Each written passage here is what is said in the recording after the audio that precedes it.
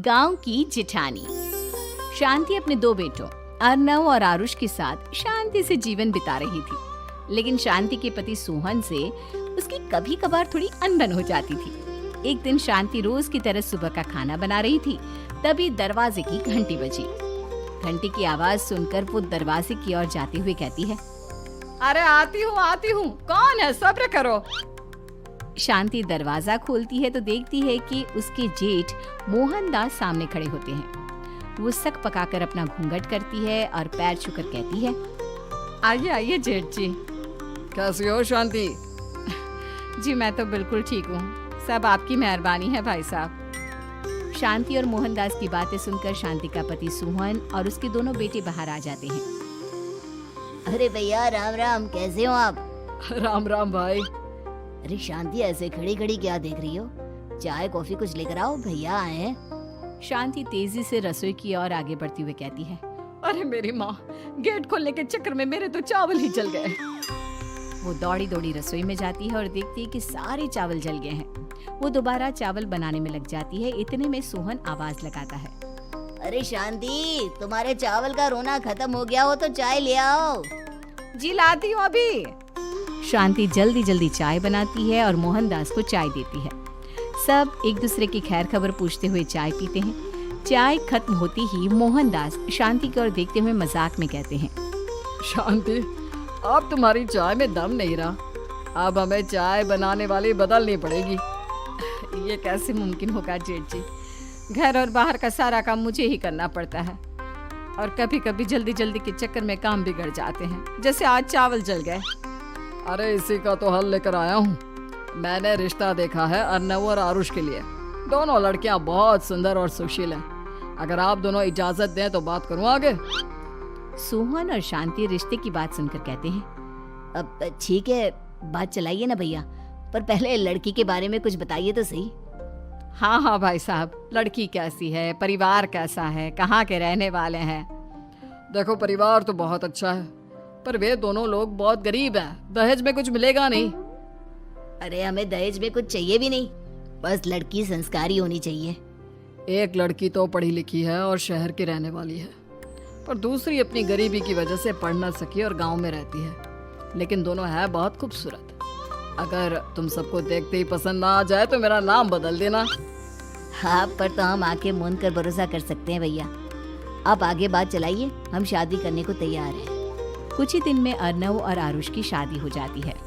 आरुष की शादी अनपढ़ लड़की मंजरी से हो जाती है, जो कि बहुत भोली भी होती है, और अर्नव की शादी पढ़ी लिखी लड़की तनुजा से हो जाती है, जो कि घमंडी और चालू होती है।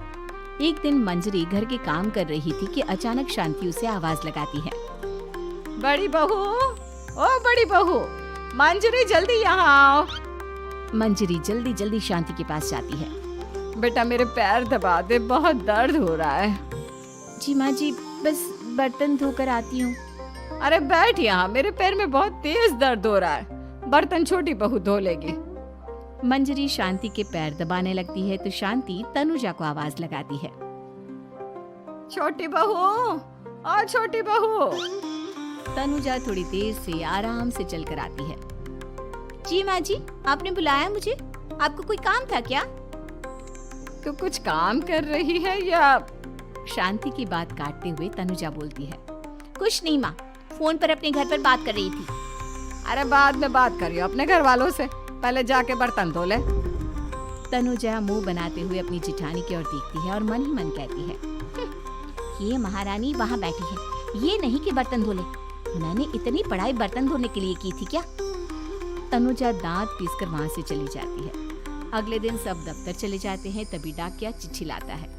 शांति चिट्ठी लेकर मंजरी से कहती है, बड़ी बहू, जरा छोटी बहू को बुलाना, एक चिट्ठी आई है। मेरी तो आंखें कमजोर है तो मुझसे पढ़ा नहीं जाएगा। मंजरी तनुजा के पास जाकर कहती है, तनुजा, तुम्हें माँ जी बुला रही हैं। मुझ पर हुक्म मत चलाओ, काम बताओ काम। अरे मैंने तुम पर कहाँ हुक्म चलाया, और हुक्म चला भी दूंगी तो क्या हुआ, तुम तो मेरी छोटी बहन की तरह हो ना। तुम जैसी अनपढ़, जाहिल और गांव की गवार मेरी बहन नहीं हो सकती। बेचारी मंजरी तनुजा की बात सुनकर अपना सा मुंह लेकर रह गई। कोई चिट्ठी आई है, माँ जी तुमसे पढ़वाना चाहती है, बस इसलिए बुला रही हैं। मुंह टेढ़ा करके तनुजा मंजरी का मजाक बनाती हुई कहती है, अनपढ़ कहीं की। तनुजा का ऐसा बर्ताव देखकर बड़ी बहू बहुत दुखी होती है। तनुजा को अपनी पढ़ाई का घमंड इतना हो गया कि अब वो घर के कोई काम नहीं करती और अपनी जेठानी का मजाक बनाती रहती। तनुजा का ये बर्ताव अब उसकी सास को भी नजर आने लगा था। एक दिन शांति ने अपनी बड़ी बहू से कहा, मंजरी, तनुजा हर समय तुम्हारा मजाक उड़ाती है, तुम्हें गुस्सा नहीं आता क्या? आता तो है माँ जी, लेकिन मैं क्या करूं? जब भी उसे कुछ बोलती हूँ वो और भी जली कटी बातें मुझे सुनाकर चली जाती है। मैं उसे अपनी छोटी बहन की तरह प्यार करती हूँ, लेकिन उसके दिल में मेरे लिए कोई इज्जत नहीं। बहू, तूने वो कहावत सुनी है, जुल्म करने वाले से ज्यादा जुल्म सहने वाला अपराधी होता है। मंजरी अपनी सास का इशारा समझ जाती है।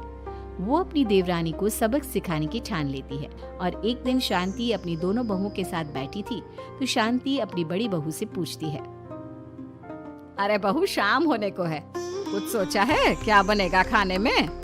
माँ जी, मेरे तो सर में बहुत दर्द है आज। मेरी प्यारी देवरानी ही कुछ अंग्रेजी खाना बनाकर खिलाएगी। सुना है पढ़े लिखे लोग अंग्रेजी खाना बहुत अच्छा बनाते हैं, क्यों तनुजा? इतना कहकर मंजरी अपनी सास की ओर देखकर मुस्कुरा दी। तनुजा अपनी तारीफ सुनकर बहुत खुश हो गई। इतने में शांति कहती है, ये तो सच बात है छोटी बहू, ये तो मैंने भी सुना है। हम भी पक गए हैं बड़ी बहू के हाथ का खाना खा खा कर। तनुजा, तुम्हारी माँ भी तो तुम्हारे खाने की बहुत तारीफ करती है, आज हमें भी खिला दो कुछ अच्छा सा बनाकर। शांति की बात सुनकर छोटी बहू और आसमान पर चढ़ गई, पर उसे ये कहाँ पता था कि उसकी सास और जेठानी उसे सबक सिखाना चाहती है। तनुजा अपनी तारीफ सुनकर खुश तो बहुत होती है, पर सोचने लगती है, मुझे तो कैसा भी खाना बनाना नहीं आता, अब मैं क्या करूंगी? अगर मैंने इनको सच बता दिया तो मेरी सारी इज्जत मिट्टी में मिल जाएगी। अरे छोटी बहू, क्या सोच रही हो? खिलाओगी ना अपने हाथ का अंग्रेजी खाना? छोटी बहू हाँ में सर हिला देती है। अचानक से उसके दिमाग में एक आइडिया आता है, मैं इंटरनेट से देखकर कुछ बना लेती हूँ, मेरी वाहवाही पूरे घर में हो जाएगी। मुझे कौन सा रोज रोज बनाना है। माँ जी, आज आप सबको ऐसा खाना खिलाऊंगी कि। इतने में शांति छोटी बहू की टांग खींचते हुए कहती है कि पता नहीं कैसा खाना खिलाओगी, ए ऊपर वाले हमारी रक्षा करना। इतना बोलकर शांति और मंजरी दोनों जोर जोर से हंसने लगते हैं। अब तनुजा रसोई घर में चली जाती है और खाने की तैयारी करने लगती है, पर उसे रसोई घर की चीजों के बारे में तो कुछ नहीं पता। जैसे तैसे सारी चीजें निकालती है और इंटरनेट पर देखकर खाना बनाती है। कुछ ही देर में सब लोग घर आ जाते हैं। अरे सुनते हो, आज का खाना हमारी छोटी बहू बना रही है। अरे वाह, आज तो फिर कुछ अंग्रेजी खाना खाने को मिलेगा।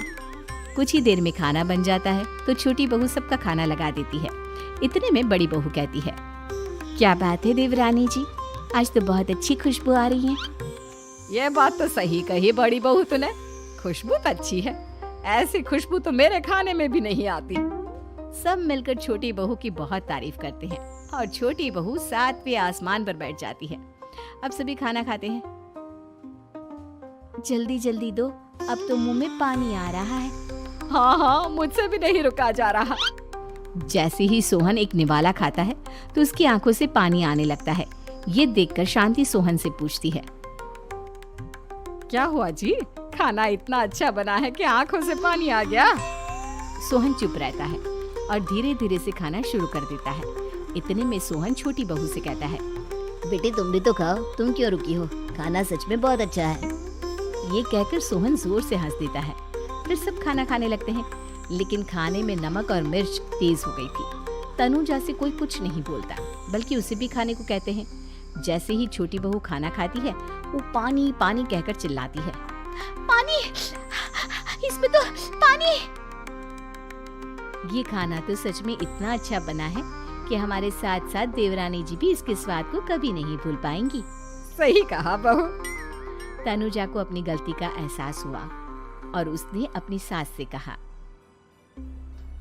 माँ जी ये मेरी गलती नहीं है, इंटरनेट पर दिखाया था कि 4 चम्मच नमक और मिर्च डालने हैं। अब मंजरी को भी मौका मिल गया और उसने तनुजा पर तंज कसा। नाच न जाने आंगन टेढ़ा, हर जगह अपनी पढ़ाई दिखाती हो, दूसरों का मजाक उड़ाती हो। अब पता चला ना, हर चीज़ में पढ़ाई काम नहीं आती। और तुम तो शहर में रही हो, तुम्हें तो मुझसे भी अच्छा खाना बनाना आना चाहिए ना। बेटा, अगर तूने ठीक से सब सीखा होता तो आज तुझे शर्मिंदा नहीं होना पड़ता। बात शहर या गांव की नहीं होती।